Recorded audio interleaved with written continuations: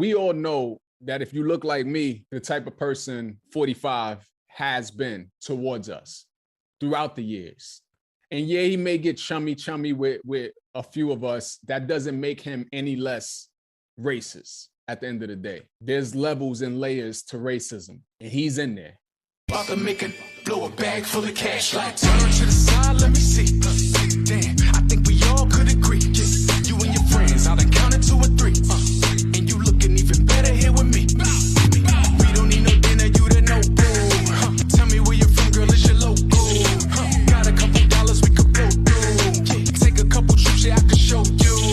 Jump in my Impala, get the backseat going. That song you just heard is my new joint. It's called Blow a Bag. It's on all streaming platforms. Just search Hollywood, Blow a Bag. Just take note of how I spell my name. Share with your friends. Add it to your playlist. Most importantly, appreciate you for listening. Now let's get ready to get into what's hot in these blogs. First up, you know we're getting ready to usher in this new 45, 47 administration. And you know all of the things going to happen, the inauguration, the parties, etc. What wasn't on my bingo card for 2025 is Snoop Dogg, Rick Ross, and Nelly being a part of these events surrounding the inauguration. There was a crypto ball over the weekend, and Snoop Dogg and Rick Ross both performed at the crypto ball.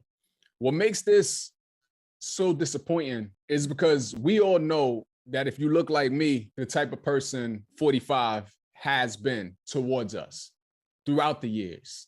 And yeah, he may get chummy with a few of us. That doesn't make him any less racist at the end of the day. There's levels and layers to racism, and he's in there. He's definitely in there. Snoop Dogg in particular has voiced his disappointment around 2017, right around the last term when that was about to start and the inauguration and everything. There's videos of him calling out artists, rappers, like, I want to see which one of y'all gonna be the first ones to perform for him, blah, blah, blah. He's doing interviews and podcasts, calling out people who may even be potentially thinking about it and basically saying, if you support him, if you perform for him, you support him, and you supporting the racists, in a nutshell. So you can imagine how surprised I was and so many people was to see Snoop Dogg's name as one of the performers for these inaugural festivities. It's like, what in the contradiction? And all money ain't good money. If you're going to stand on it, you're supposed to stand on it. Keith Boykin, who's a producer, an author, and a political commentator, summed it up perfectly. He said, any Black rapper or entertainer who performs at Trump's inauguration dishonors the Black families he refused to rent to in the 1970s, the Black and brown kids he wanted to execute for a crime they did not commit in the Central Park case in the 1980s, the Black casino workers he mistreated in the 1990s, the Black president he lied about in the 2000s, the Black NFL players he attacked as president, the Black election workers in Atlanta he targeted when he lost in 2020, and the Black Haitian immigrants he lied about during the 2024 election cycle. And that's just some of the things. And then you have Nelly, who is said to be performing at the Liberty Ball. This is going to take place after the inauguration. And it's like, read the room.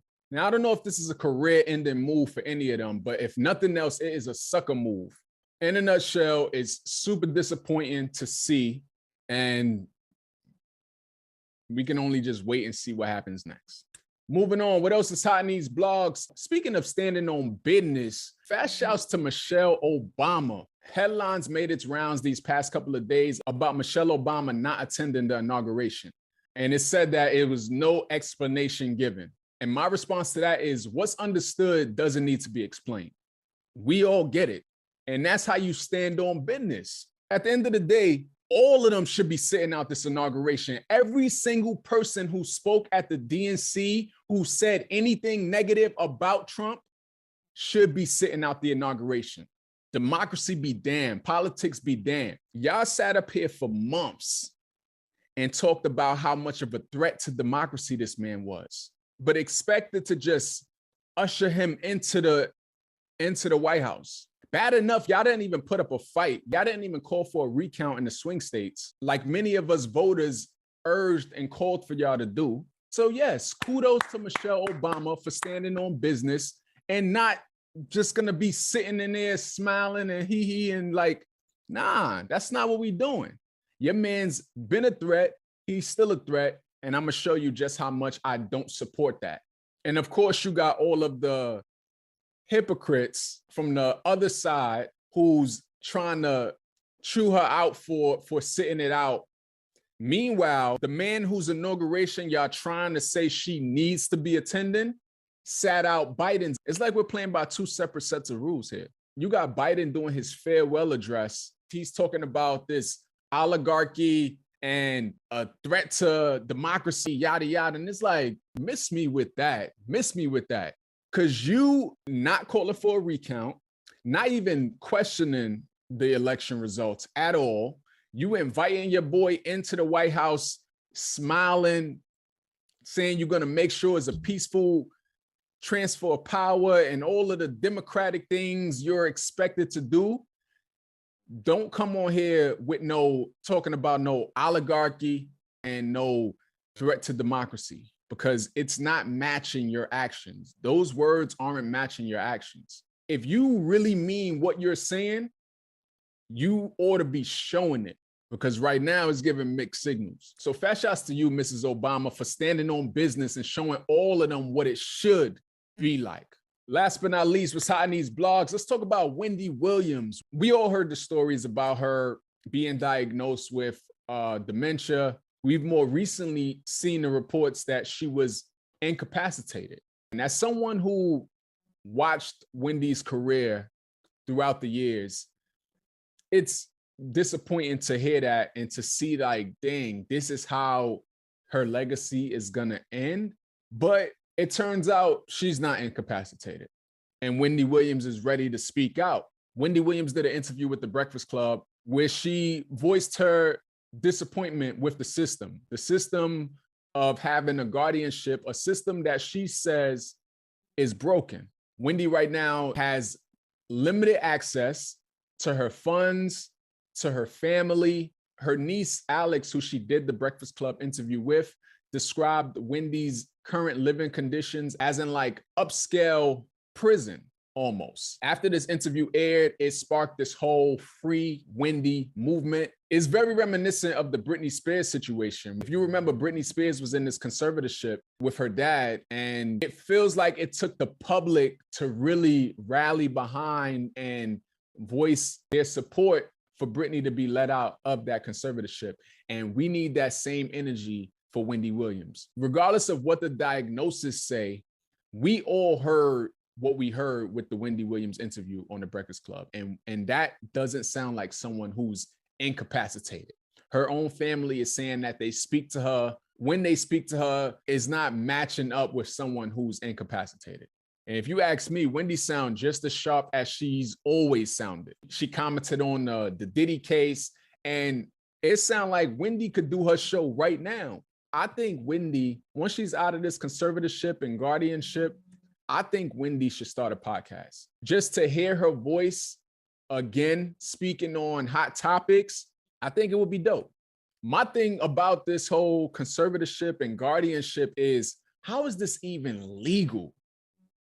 How is it that someone who is not like completely out of their mind, how is it that the courts could just assign someone to be the guardian of a grown adult, a grown, sane, capable adult, a grown adult who has family, who has an adult son? Like, why isn't the family the first option for guardian? Why is it some random woman? There's no saying that she has Wendy's best interests at heart, because when you listen to this interview, Wendy is clearly not in the best situation. This woman has control on where she can go, where she stay, what she buys. She expressed her dad about to turn 94, and she's not even sure that this woman will allow her to go. Imagine that.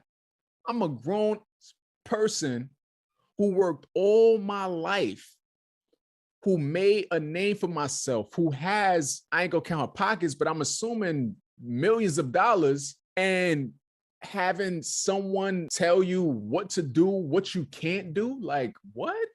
It's tragic. They're saying they're in fear of retaliation for what this woman might do after the interview aired and all of this. And it's like, who's to say this woman has her best interests?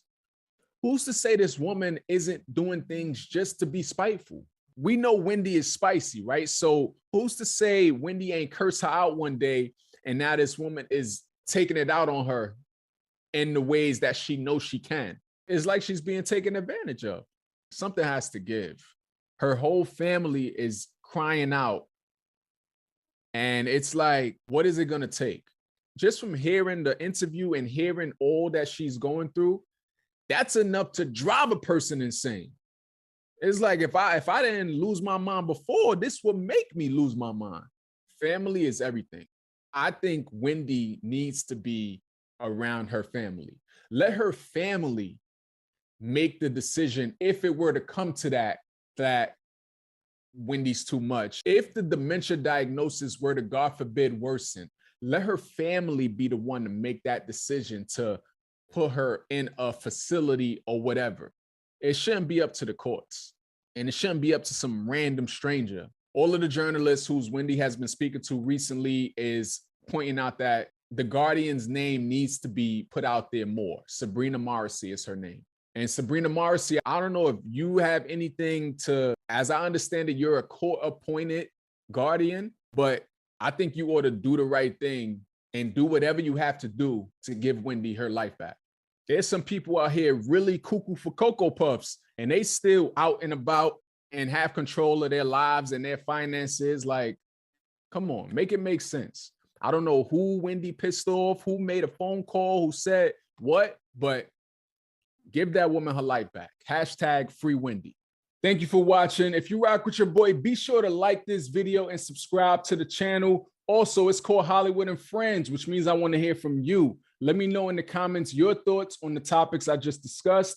I appreciate you. New episodes every Monday night. Until next time, deuces.